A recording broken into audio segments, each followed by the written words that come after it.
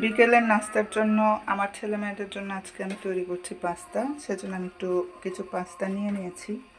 সাথে আছে পেঁয়াজ, চিংড়ি মাছ, মুরগির মাংস, একটু ধনেপাতা, একটু সবজি, অল্প পরিমাণে কাঁচামরিচ। সাথে আছে আমি 1 কাপ দুধ নিয়েছি আর সয়া সস নিয়েছি। আর সাথে অবশ্যই দিয়ে দেব একটু চিনি আর লবণ, সেগুলো পরিমাণ মতো এবং স্বাদ মতো। তো প্রথমে আমি যেটা করব, প্রতিটা জিনিস আমি একসাথে করে নিয়ে নেব।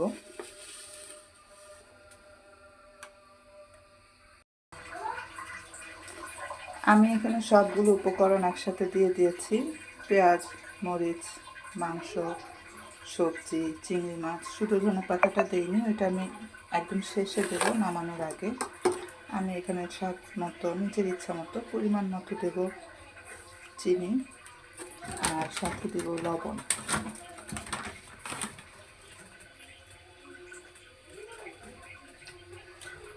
আর আমি এখন এখানে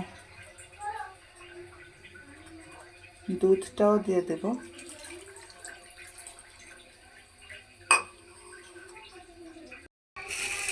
পরিমাণ মতো আমি সয়া সসটা দিয়ে দেব,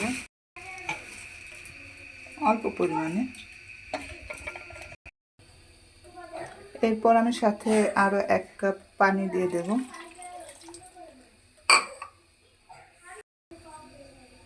এবার এটাকে একটু ভালো করে নেড়ে জাস্ট আমি চুলায় বসিয়ে দেবো, আর কিছুই করতে হবে না, তেমন কিছু। আমি মাংসটা এবং এগুলো ভালো করে মিশিয়ে দিচ্ছি, নাহলে দেখা যাবে পানিটা ফুটে গেলে মাংসটা মিশবে না, একসাথে জমে যাবে। চিংড়ি মাছটা এগুলো সব নেড়ে চেড়ে একসাথে মিশিয়ে আমি শুধু ঢেকে চুলায় বসিয়ে দেব। আর সাথে আরেকটা জিনিস দিতে হবে, যেটা সবচাইতে ইম্পর্ট্যান্ট, সেটা হচ্ছে সরিষার তেল। আমি সরিষার তেলটা দিই। সরিষার তেলের ঘ্রাণে আসলে এটা খেতে আরও বেশি ভালো লাগে।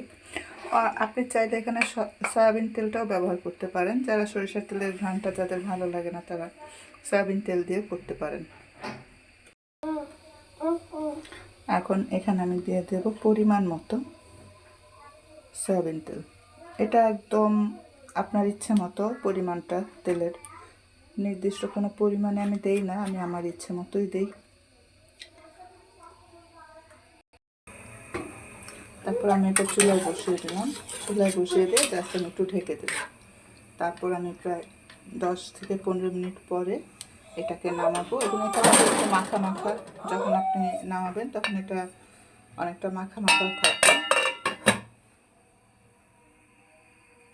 আমরা আবার 10 থেকে 15 মিনিট পরে আসব। আমার পাস্তা প্রায় হয়ে গেছে। এখন আমি দেখব, আমার পাস্তা রান্না করা প্রায় শেষ। এখন একটু নাড়াচাড়া করে আমি জাস্ট নামিয়ে ফেলবো। দেখুন সুন্দর একটা, এরকম যখন গ্রেভি হয়ে যাবে, ঘনত্বটা বাড়বে, তখন আপনি চুলাটা অফ করে দেবেন। এমন মাখা মাখা হবে। আমি চুলাটা নিভিয়ে দিয়েছি। এরকম মাখা মাখা যখন হবে তখন বুঝবেন আপনার পাস্তা হয়ে গেছে।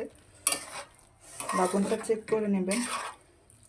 তারপরে একটি বাটিতে বেড়ে আপনার ছেলে মেয়েকে আপনি পরিবেশন করবেন।